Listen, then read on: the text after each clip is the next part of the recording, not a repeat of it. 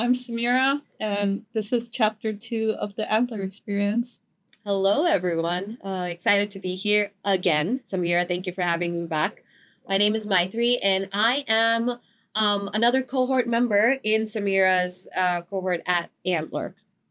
Yeah, they specifically made this cohort for me. They're like, let me surround you with 69 other people who might, live up to your expectations of a co-founder. So yeah, we are going to essentially do a similar thing as the last episode where we reviewed the week that passed. Today is Monday morning, and share what that looked like and then what our learnings were and do some reflections for the upcoming week. Yeah. It's week. We are heading into week 3, and I feel like the energy it has definitely transformed. It's not gone down or up. It's remained the same, but the type of things we're focusing now is different and a little more serious. So excited to get week 3 started with doing a postmortem of week 2. Yeah. Yeah.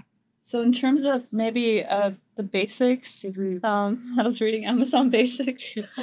At the basics, let's give an overview of what the programming looked like by Antler, and then how we actually spend our time. So the programming compared to week 1 was a lot lighter. We touched on this the last episode, but we said that they sort of adapted the programming to make it less so like restrictive and structured. Yeah. I liked the fact that we weren't expected to be in the programming sessions like through and through from 9 to 5. That was very helpful because it gave us more chances to have one-on-one conversations, do workshops from the lessons we learned from week 1. I think we sat down and did like a whiteboarding session and, went through which idea would work, why it wouldn't work, and take next steps and do an activity together and understand our working style. So that was very, very useful, I would say. I personally had a short week because I felt sick and so wasn't here 2 days. I had major FOMO sitting at home. I was like, oh my God, what's going on? But people were very helpful with their notes and like helping me understand what happened and things like that. But I think the one main area they focused on was the mom test and the customer discovery and how to do that customer discovery. And I think we can go more in depth about that, but that was one of my favorite parts for sure. That was also very considerate of you for like staying home when you're sick, because I've definitely seen people who are like ostensibly sick and they still come. Yeah. So that was thank you for that. So I was really proactive last week in setting up meetings with people that I could potentially see myself working with for the duration of this program. At the beginning of the week, I wanted to just apply the frameworks that they were teaching us on how to validate a business idea. Yeah. Like at the business canvas and those design sprints and everything. So I thought I could be idea agnostic and just learn the skill of applying these frameworks and potentially like succeed in that way. Yeah. Or like go the path of being like super passionate about something. So the first part, I quickly realized like I'm going to encounter an obstacle inevitably because creating something of value in the market means doing something out of the ordinary. Yeah. And it means it's going to be extremely hard. So actually passion, at least for myself, plays a huge role, like caring about what I'm doing. So then the second half of the week, I was also like, I was super proactive. For instance, on Friday, from essentially noon until 5, I just set up 45 minutes with different groups of people to get, to essentially hit 2 birds with 1 stone to see how we work in terms of thinking through problems and then get feedback on a specific problem that I find myself passionate about. So it was a huge hit, by the way, on Friday, because when you were talking to people about the same problem over and over again, like I was there for another meeting and then I heard it for the first time. Like I wasn't an active participant, but I heard it. And the second time when I was actually part of the group and sitting and listening to you, the pitch was so much more refined. And that was maybe like 45 minutes after, right? So that really showed practice makes perfect. And like if you're talking about the same problem over and over, you find ways to communicate that in more effective ways, like shorter, succinct course. manner. So that really helped. And I feel even when you weren't part of the room, like I walked, like after my session, I went out, I spoke to other people. They're like, oh, did you hear Samira's idea? Oh, And really? yeah, Oh, and people were okay. talking about it. And then most of them, their consensus was, there's something there, but here's what I think. And here's what I think, you know, should be focused on or something like that. Mhm. And just between ourselves, there was so much value being generated about the idea. And all that had come to you already because you were listening to it from so many different Yeah. vantage points. I feel like, I don't know, I'm asking, at the end of the day, did you feel like I have a much better idea about the problem statement, not the solution, because that comes Yeah. after, but the problem statement's gotten more clear for me because I've Yeah. spoken to more people. Did you feel that way? Yeah, I did. I think one of the things that struck me was that I had orchestrated the meetings and Yeah. I had given the general like theme, but all of the value that was generated was from other people, and it made me realize that axiom in business essentially, which is like surround yourself with really smart people. Yeah. And Steve Jobs essentially lived by this rule as Yep. well. His entire career, he would always give homage to like his team and what they Yeah. did. Yep. So really, like one can try to be incredibly brilliant and come up with ideas and solve everything, but I think more often than not in like business context, the people who know how to like get the best out of like the people around them, Yeah. and like essentially put their own ego aside a little bit for Yeah. like the problem essentially. I think they go really far, and it's interesting to like experience that firsthand Yeah. because I used to work pretty solitarily, Yeah. and now to work more collaborative with people Yeah. and just learn how to like take all the information they gave me and try to put it together, put it back together and like Right. synthesize and everything. Yeah.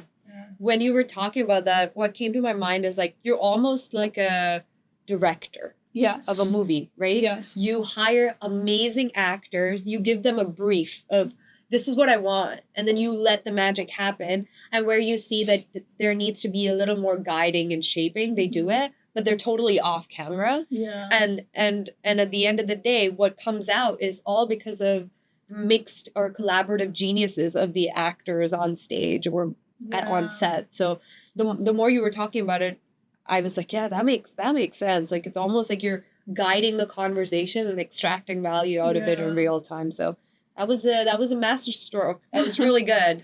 Yeah. Hopefully I can keep going at it.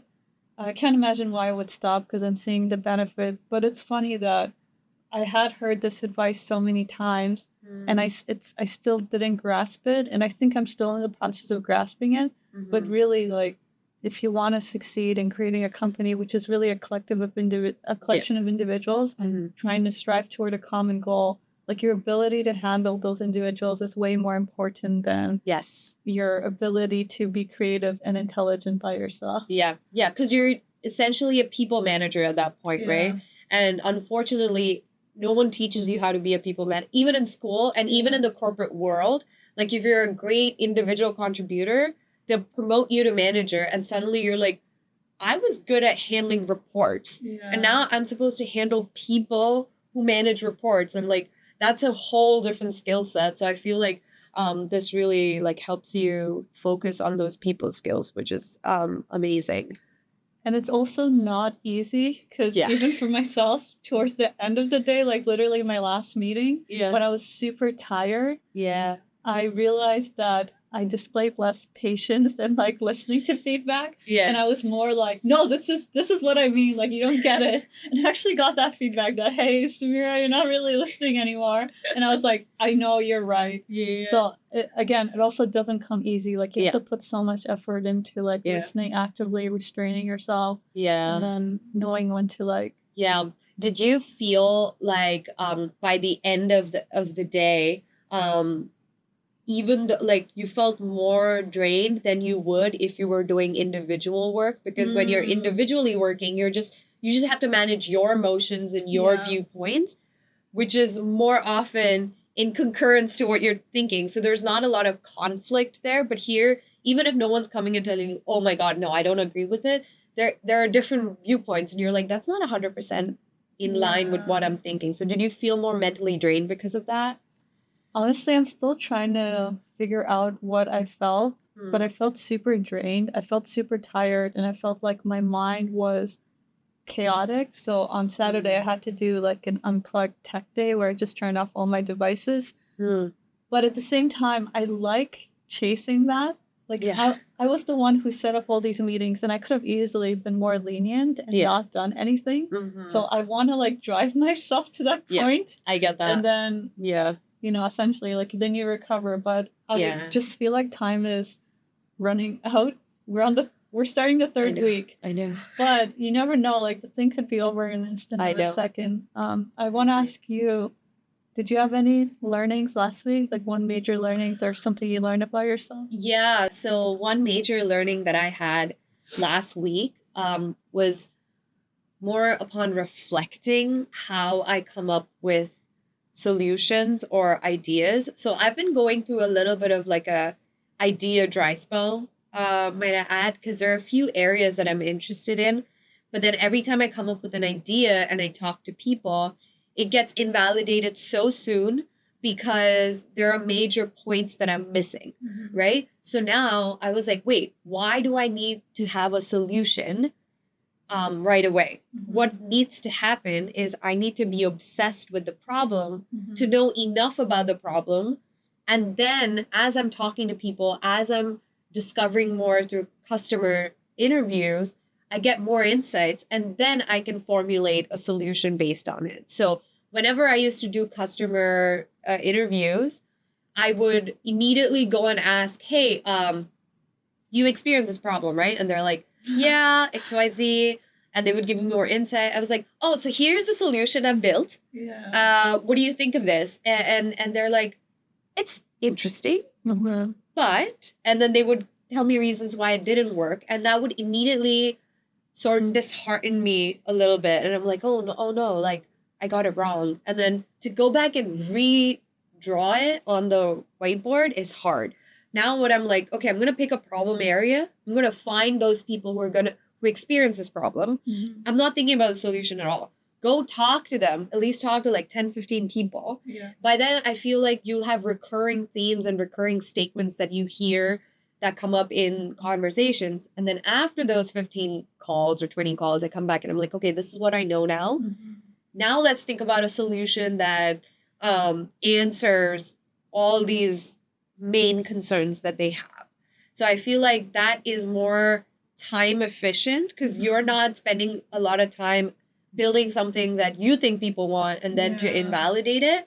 And it's more, and then you're building more of what people want rather than what you think people want. So I'm going in with assumptions, but no solution. Right. And so that's very hard because we have to ideate. We have to come up with an idea. We can't stick to a problem statement. That's what we've been hearing. But I'm like, wait, the idea will come once I have the insights from the people I'm building it for. So that's an internal shift that has happened. I'm hoping that when I talk to people, when I talk to individuals and potential partners, I'm able to tell them that this is how I want to go about it, and then building an idea and a solution comes after. So that was a tangent, but that's what I learned this week. Okay, good. It seems like you really understood it deeply now. And now you're like, oh, I wish I did it differently in the past. Yeah. What about you? I have to say, I really, really appreciate Antler finally making me understand the importance of all of what you just said. For some reason, I guess maybe growing up in culture and consuming popular media or books or whatever where they romanticize or glamorize, like creating a tech company where you have a brilliant idea and then it just gains traction and people see it. That's like not how it is at all. So Antler has really made me understand the importance of not just having a problem and a solution that solves it for yourself, but like having enough people also have that problem and solution. There was I don't know if I mentioned to you, but in the book Problem Hunting, there was a instance the author described where he said when he was younger, he thought that, I remember that. So I'll just restate it quickly. He thought it would be cool that instead of buying a sugary pop drink, if you had the sugar separate and then you could mix it into the drink. So that solved the problem for him. But imagine he spent all this money and resources and, he discovered no one else wanted it. Wanted it. Yeah. So that's been interesting. And I think my ego attached to my ideas is also getting weaker. So before I would have an idea and I'd be like, oh, I want to implement this, and then I will convince people, right? Yes. And now yes. Yeah. it's the opposite. Now it's like, all right, what are you actually trying to do when you become so attached to an idea? Right? Yes. Like, are you actually, I don't know how else to say it, but I'm basically more critical of my own approach to my ideas. And like the mom test, essentially, you can look it up on your own time. And concepts like that have really helped ingrain in me that it's really not about the idea. It's about the problem. Yes. It's about listening actively to people. And then it's about arriving at an insight. So there's many, we distinguish between observations, facts. Those are things about the world you observe. And then insights, which is something you arrive at through deeper conversations with customers, a lot of reflection, like really going deep into the literature of whatever industry you're at. And then if you do all those things, then you could potentially arrive at an idea that solves a real problem for a big set enough of people. Group of people. Who are ready to pay for that problem. Yeah, I totally agree with that, because I think I read this over the weekend somewhere that US values creativity. Asia values efficiency, and replication and efficiency. And there was this third section I forgot. So basically, when here in the North American, because I've experienced the North American work culture more than any other part in the world, even though creativity is focused on, I feel like it's a little too focused on. So we're always looking for like innovative and unique solutions, but when we come out and we try to sell it to people, they don't want it. Like, there's a reason that no one's followed it so far, because, hey, guess what? The pain isn't just deep enough for people to want to pay for it. Also, don't you find it interesting? We collaborated on building a canvas on this idea that it would be great to bridge the gap between reading a book and applying its principles. So we're like, hey, what if you have like some sort of AI mentor or coach? Don't you think it's so interesting how we have many ideas that we say would be nice? And we essentially did the mom test where we talked to people in our cohort who were into self-development and reading. We didn't pitch our idea, but we just tried to figure out if, by a series of questions, if they would arrive at that need. And it was so glaringly obvious that it wasn't a need. No. So like, imagine we had to learn these skills. And then we had spent like 6 months to prototype and all of that. That's why do you think that happens? Like, why do we get this idea that we think would be nice? Or like it would, but then it's not in reality. Like, why does that happen? I think because somewhere we want that. Like, because we are a part of a culture where people are like, oh my God, amazing idea. I did not think of it. So we as ambitious people, because we're obviously ambitious and driven, we want that, right? So we're seeking for ways to get that, I think. So it's kind of a self-fulfilling prophecy kind of thing. And second is your idea is your baby. So like, you're not going to like critically look at it and go like, yeah, it's pretty, but it's nothing, or it doesn't provide value. And the third is we are all unique individuals, right? So if there's a need that I have, sure, there might be others who have that need, but not to the same level as I do. And so maybe I'm willing to pay for it, and there are other people who experience this problem, but they're like, yeah, it is a problem, but not enough for me to pay for it. So it's not just important for us to find people who have the same problem as us, but also to find people who have the same problem to the same depth or even deeper, so that they would pay money to get this solved. And just to clarify, like, the objective isn't that you're just trying to get people's money. It's that money is the biggest symbol of you actually fulfilling a burning need. Because if someone is not willing to pay for it, then it's not that important to them. And therefore, again, you could spend a good chunk of your life essentially trying to solve a problem that doesn't really exist.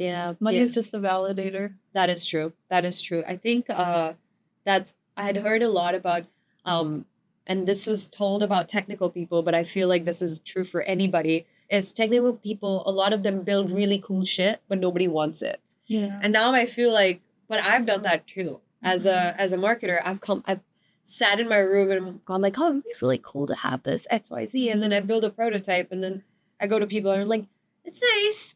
Yeah. You know, it's nice. That's the answer there. And I'm like, oh, okay. Nobody wants this. Like, you know.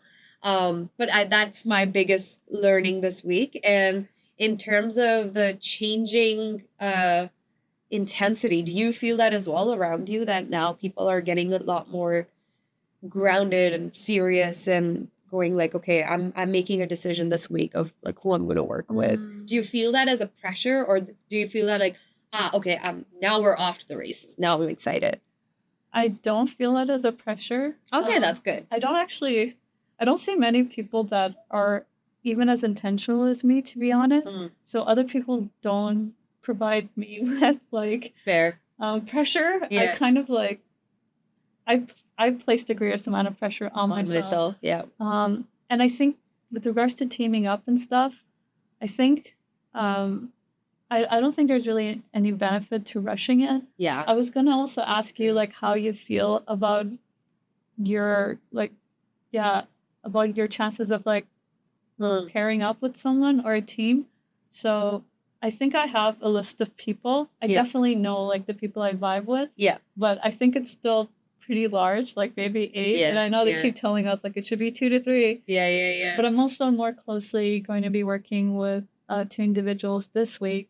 So all in all, I'm not worried because I'm not measuring my progress based on teaming up early or late. It's about what can we actually accomplish? How fast am I moving? Yeah. I'm basically like I have my own metrics of success for myself. Yeah. And it's not too like based on what others what others are doing. How do you feel?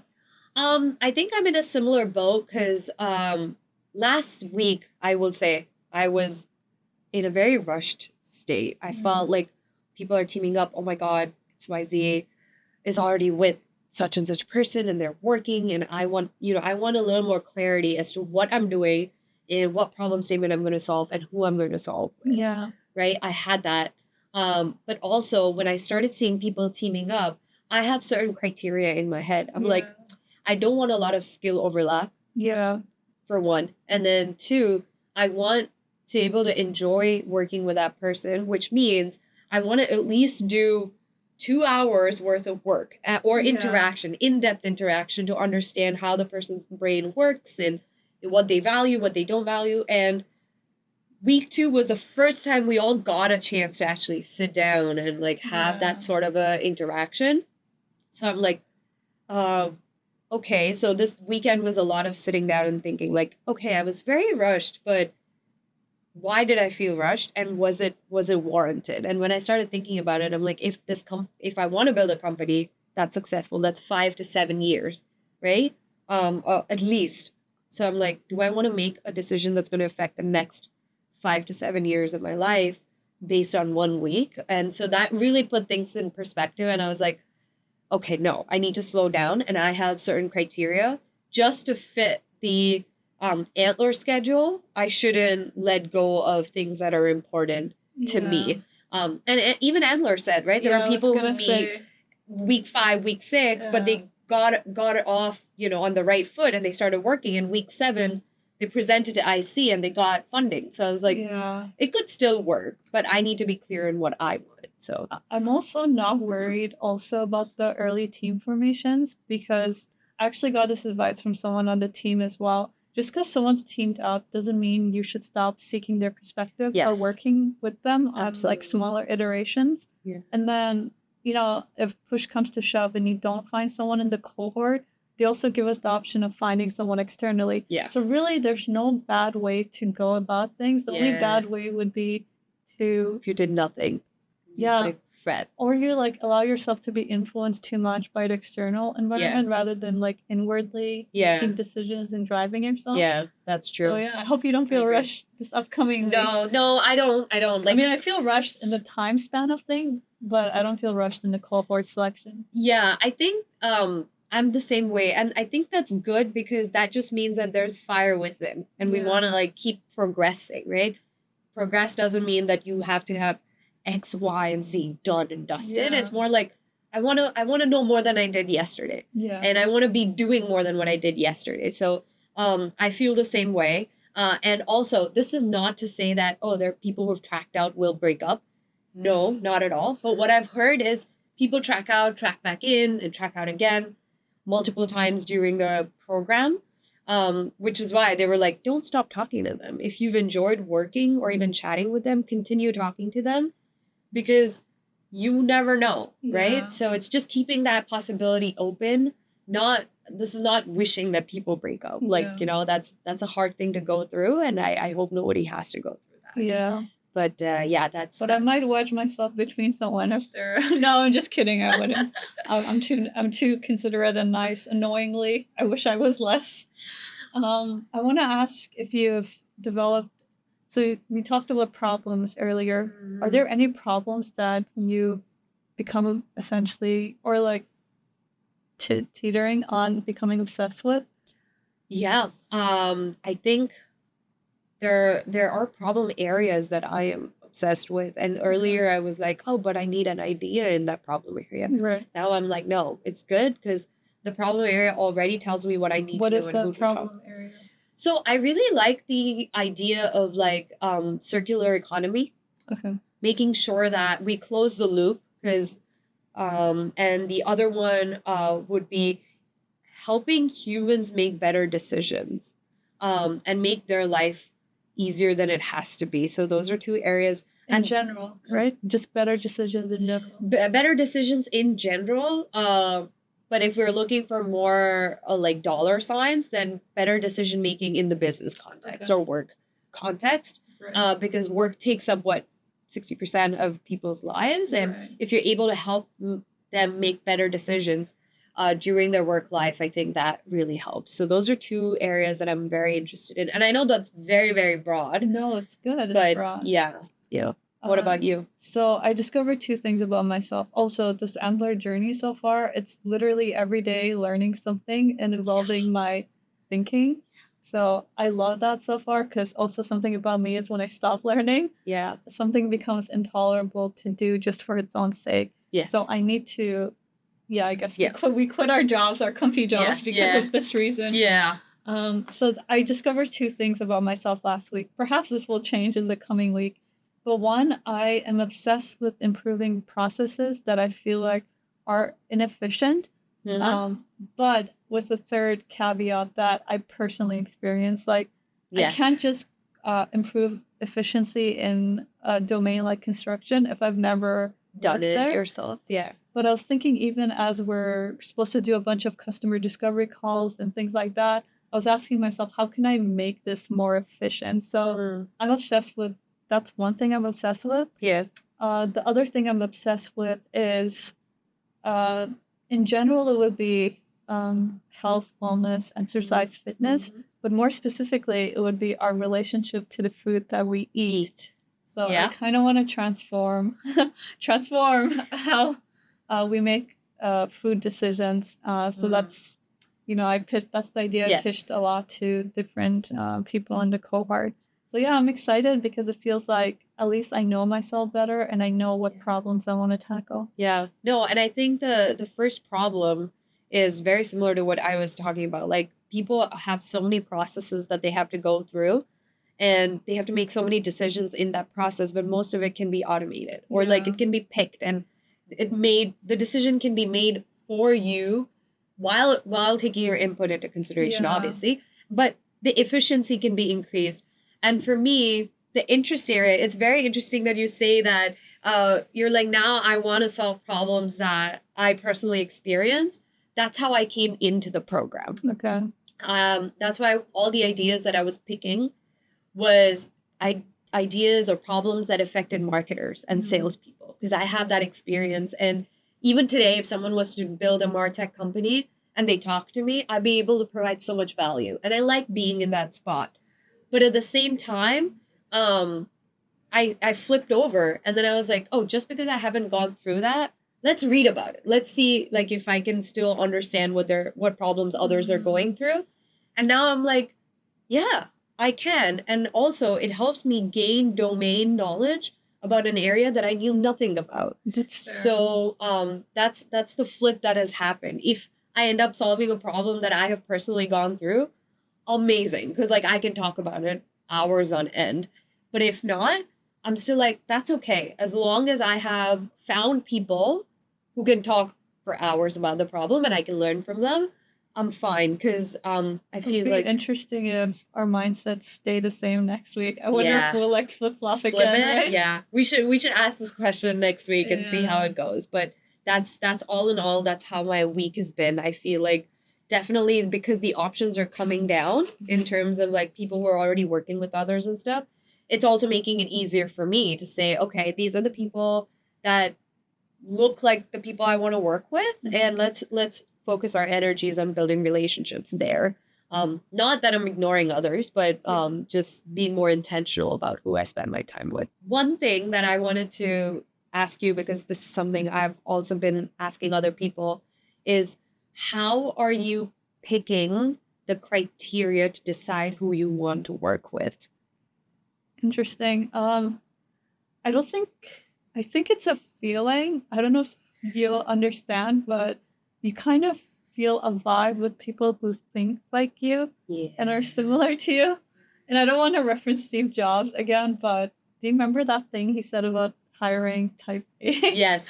He said you Yes. want to like focus on hiring us like essentially a specific group of people because they will recognize people like them. Yes. So Yeah. I feel like it's a feeling, and also just talking to people a Yeah. lot. Gives you a sense of Yeah, you also learn Yeah. way more about them. Yeah, So that's true. I actually have a challenge, which is that I don't get along, or I don't know if the word get along with is the right word, but I'm finding it challenging to like group up with non-technical people. I'll Yeah. tell you why, because when I'm speaking to technical people, I feel like we're thinking the same way, obviously, because we Yeah. write code, so our statements are, Similar. yeah, we try to like come to a logical conclusion on what we say and not try to add too many flowery language. Yeah. And then when I speak to some of the non-technical folks, sometimes I try to like think technically, and I'm Yeah. like, oh yeah, what point are we arriving at? And things like that. So Yeah. I don't know. Have you had challenges with technical people? I have had, but I think that's more to do with personality. More like for Really, me you think personally. so? Okay. For me, because I have spoken to some technical people that I think I get along with very well. And I'm able to at least communicate what I'm thinking of and understand. If I don't understand, then ask questions. But for me, the personal challenge that I am having is sometimes it is like non-technical people and I'm talking to, and I still can't break through. The non-technical people. Yeah. Like I Yeah. can't break through and have a conversation and go get deep into problems or what they're thinking about. Yeah. So when that happens, and I know that's going to happen sometimes because everyone is different and you need to vibe with people to be able to have that conversation, but it's not based on technical or non-technical. Interesting. Okay. For me, I think it's also because, and maybe the technical person feels that way because if I have questions, sometimes I'll ask the dumbest of the dumb questions that is to do with technical stuff because I'm like No, I don't that's not know. a problem. I Yeah. don't think like anyone on the technical side finds issue with anyone asking questions, Yeah. which I think anyone in general loves being asked questions. Yeah. It's more so the other stuff where it's like they don't ask questions, but they imply they know when it's clear that they don't know that much. Yeah. And I feel like sometimes I can pick up an imposter syndrome that is like really overt in them. Yeah. I think you can sense it, right? Like to an extent, fake it till you make it works, but that's only to an extent. Like it's okay sometimes to say, you know what, I don't know, but I want to know. So That's give the me some best. time, That's the best approach. Yeah. So I think that's more to do with how people are feeling as well. I feel like personally also sometimes I'm like I really want to be part of this group. So I'll do anything to be part of that group. And then I have to step and I'm like, no, people can see it. People can sense, right? So might as well just come forward and say, hey, listen, I really want to be part of this group. I don't know as much, but I promise you, you give me some time, I will catch up. I will read, I will ask questions. And so it's very vulnerable, and it's very difficult to do sometimes because you're like, oh, I know you think I'm stupid, but I'm not stupid, I promise, you know?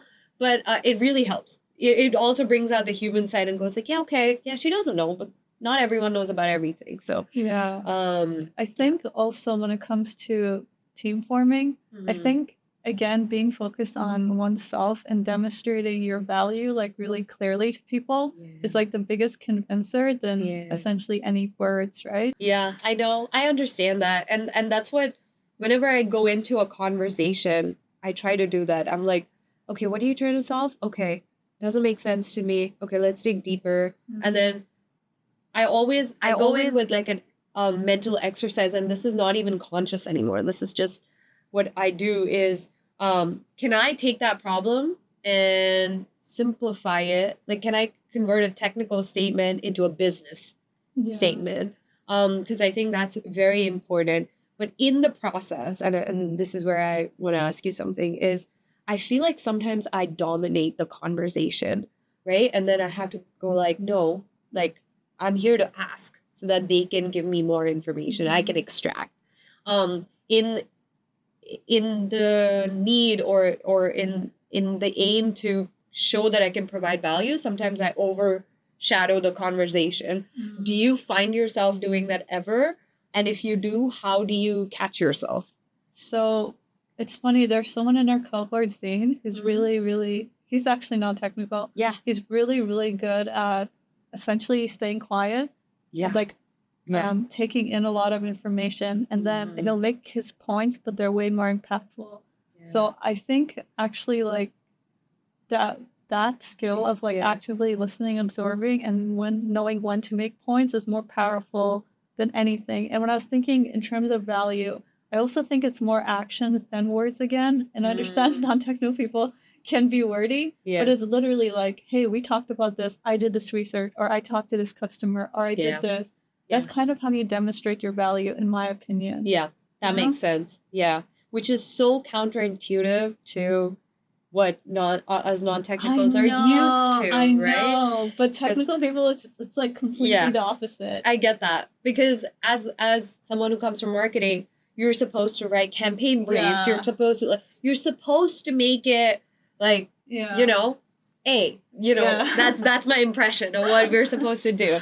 Make it pop and make it exciting. And when you're trying to be excited, then you tend to speak a lot more, whereas it's counterintuitive. So now being surrounded by technical people, I'm like, oh, okay, calm down, just quiet, you know? So I'm catching myself do that, and I'm trying to extract that value without overpowering or overtaking the conversation. But yeah, that's another thing I check for when I'm talking to people. I'm like, do I feel comfortable being myself around people? And even if I do overpower, can I go like, I'm sorry, I realized I talked too much. I'm sorry, I will do better. Like I I'll give you more space next time. If I have that comfort to be able to tell the person I'm talking to, that's a good sign for me, because I'm able to present myself and show my not so perfect parts as well. So yeah. So I think we'll wrap it up soon. We have our program kickoff. Yes. So maybe the last thing we can discuss is what is our approach during week 3, and I guess like what is our goals? What do we want to achieve? Maybe I'll start first. Yeah. So I have these like problem areas that I'm passionate about. So I'm going to continue exploring those.